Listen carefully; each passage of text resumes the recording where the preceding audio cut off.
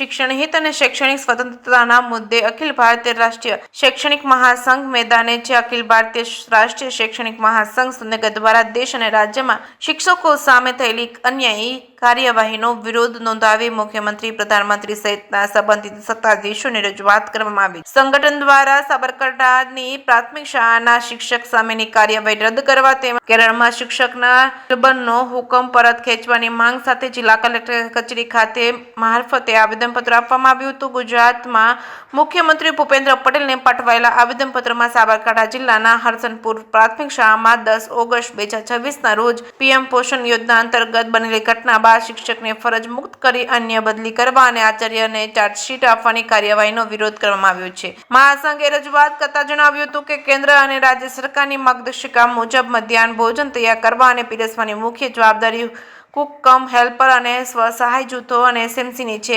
શિક્ષકોની જવાબદારી મર્યાદિત દેખરેખ અને ભોજનની ગુણવત્તા ચકાસવા પૂરતી છે। શિક્ષકોનું મુખ્ય કાર્ય ગુણવત્તાયુક્ત શિક્ષણ આપવાનું હોવાથી વહીવટી ખામીઓ માટે શિક્ષકોને સીધા જવાબદાર ઠેરવી દંડાત્મક કાર્યવાહી કરવી યોગ્ય નથી તેવી રજૂઆત કરવામાં આવી હતી। બીજી તરફ કેરળના કાસરગોડ જિલ્લામાં શાળાકીય ક્વિઝ સ્પર્ધા દરમિયાન સ્વતંત્રતા સેનાની વીર વિનાયક દામોદર સાવરકર અંગે પ્રશ્ન પૂછવા બદલ શિક્ષક શ્રી ગુરુપ્રસાદને નિલંબિત કરાયા હોવાના મુદ્દે પણ મહાસંઘે વિરોધ નોંધાવ્યો છે।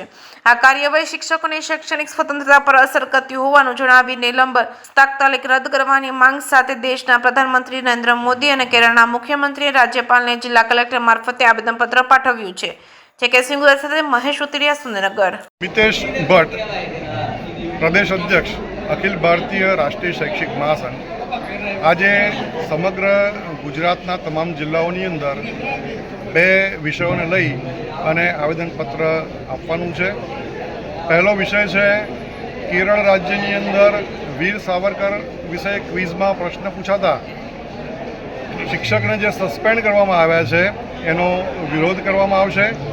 રાજકીય બાબતોને શિક્ષણની સાથે જોડીને એમનું સસ્પેન્શન કરવામાં આવેલું છે, એનો શૈક્ષિક મહાસંઘ વિરોધ કરે છે અને એની પુનઃસ્થાપન માટેની માગણી કરે છે।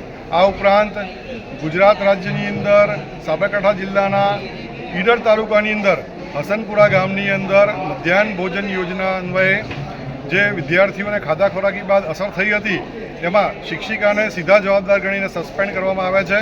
તો શિક્ષિકાની મૂળ જવાબદારી એ શિક્ષણની છે। મધ્યાહન ભોજનની યોજનાનો જે ભાર છે એમની ઉપર નાખીને સસ્પેન્ડ કરાયા છે, એનો શૈક્ષિક મહાસંઘ વિરોધ કરે છે। માનનીય મુખ્યમંત્રી શ્રી અને શિક્ષણ મંત્રીને સંબોધીને આજે આવેદનપત્ર આપવામાં આવશે।